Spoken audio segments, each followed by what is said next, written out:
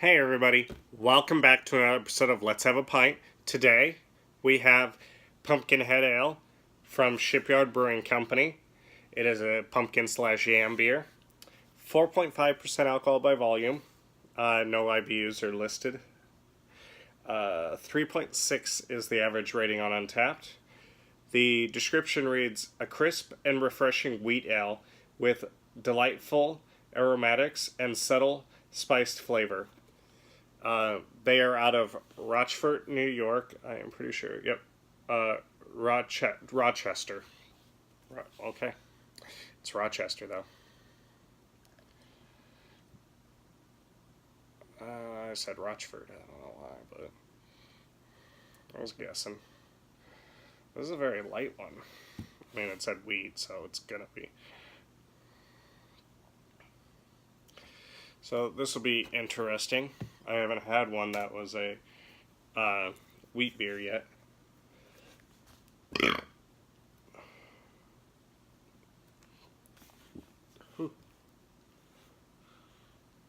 So we got 2 fingers of head. They're all very small bubbles, pretty see-through. I wouldn't even say it's cloudy. I can definitely smell pumpkin and pumpkin spice. But it's very subtle. It's a wheat beer. It's always going to be subtle.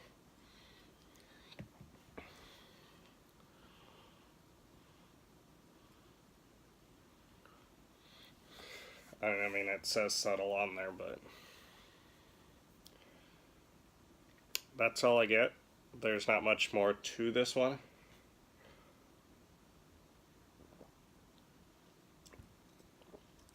Wow. Damn. That's got a hell of a spice kick to it, though, on the flavor.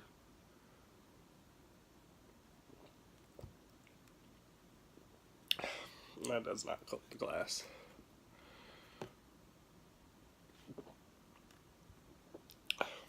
Okay. It lingers. Spice is very subtle up front on the palate.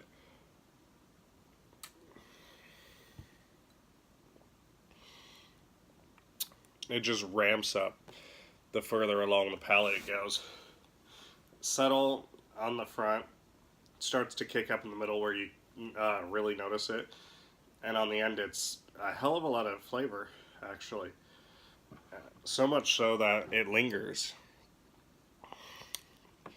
Like I'm still getting it on my palate. And I like that. I like that because I love the taste of the pumpkin spice, so I love that it lingers. But honestly, there's not much to this one. I haven't showed you the label either.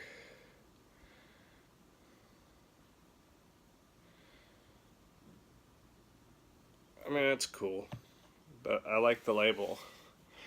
But I don't know. There's just not. There's this one. I mean, I know it's a wheat beer, but it leaves a lot to be desired.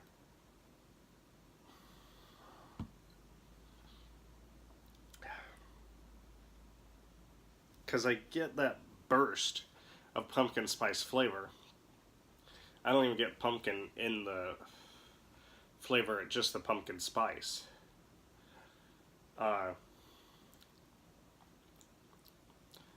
but I'm sure it's because it's a wheat beer, but it leaves a lot to be desired. Like if it had a fuller body, there was a few other things going on, but it had that spice kick. I would absolutely love this beer, and I would say it could compete for my favorite. Right now, my favorite is still the Dogfish Head. I do have Buffalo Bills in there, and I don't know if I have another one after that for pumpkin. Could be wrong, but I think that's the only other one left. There is Upslope that I haven't purchased, and I might purchase, might not. if I don't, that would be the only pumpkin that we've gotten this year that I did not get.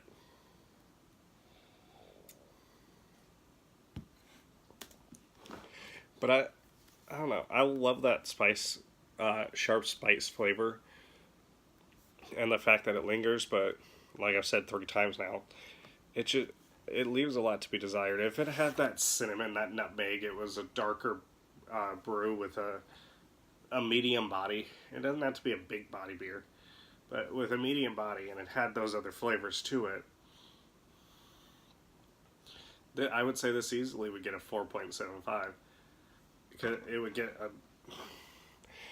a notch up for having such powerful spice flavor that it lingers. But as it is, having such a powerful spice flavor that lingers, that's the only reason it's not a complete disappointment of a beer.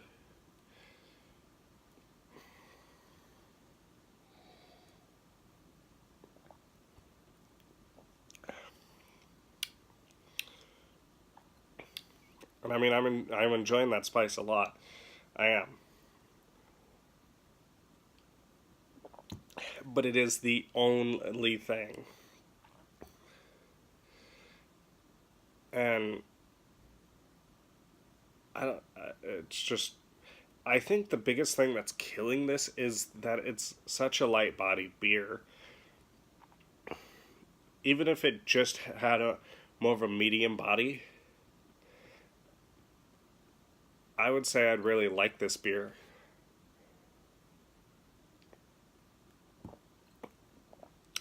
I have my receipt here.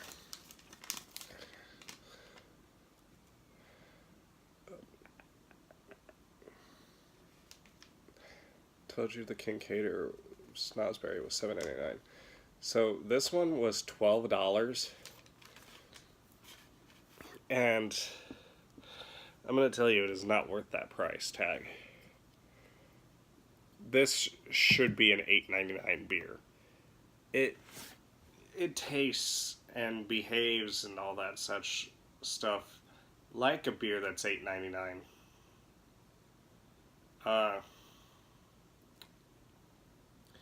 You know, when you get up to $10 and more, you gotta have a lot going on. Well, I mean, not a lot going on, but you gotta have a lot of nice flavor. It's gotta be a very well-crafted beer. Otherwise, I'm gonna start to look at you like you're Rogue. Where Rogue, you know, I think their Dead Guy Ale runs around here for $12, when it should be an $8.99 beer, maybe a $9.99 beer.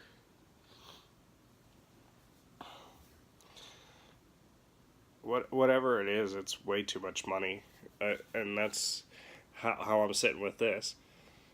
It's not bad, but it almost feels like they have too much of an ego, too high of an expectation of what their beer is, and they cannot admit that it's not quite that good. I mean, it's good. I would say if this was $7.99, there's no doubt I'd get it again next year. At an $11.99 price tag, I don't think you'll ever see this reviewed on the channel again.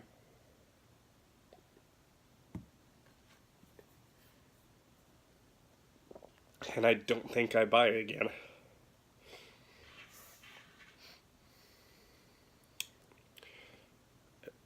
But it's mostly because of that price tag. $11.99, that's the most expensive thing I bought.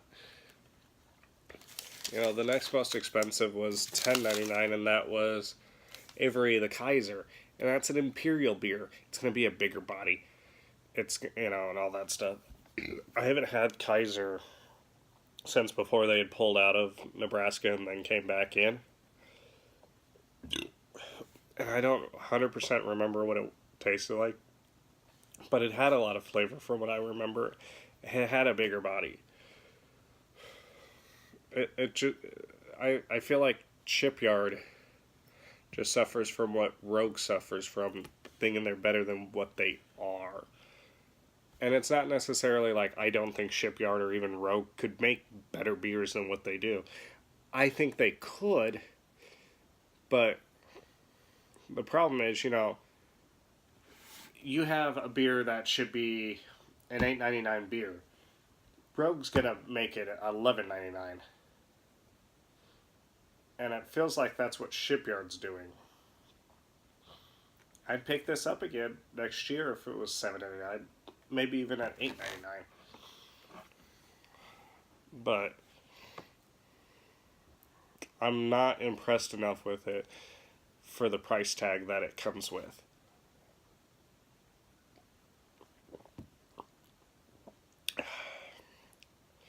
Here's the thing: you spend $12 on a 6-pack.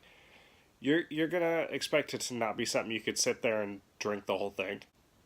For the most part, there are exceptions like Hoegaarden. Hoegaarden doesn't even come with that kind of price tag, but there are exceptions. I know of some lighter bodied beers that come that way, but they have a ton of flavor. But they're lighter bodied, so you can drink it all. But this does not have a ton of flavor. And I'm honestly not trying to knock it, because I am enjoying it. But I'm really knocking it because of that price tag. And it's not good enough to hold up to that price tag.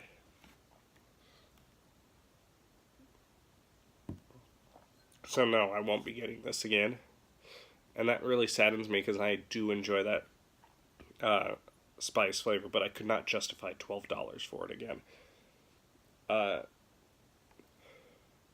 Rating on this, I'm going to go 3.5.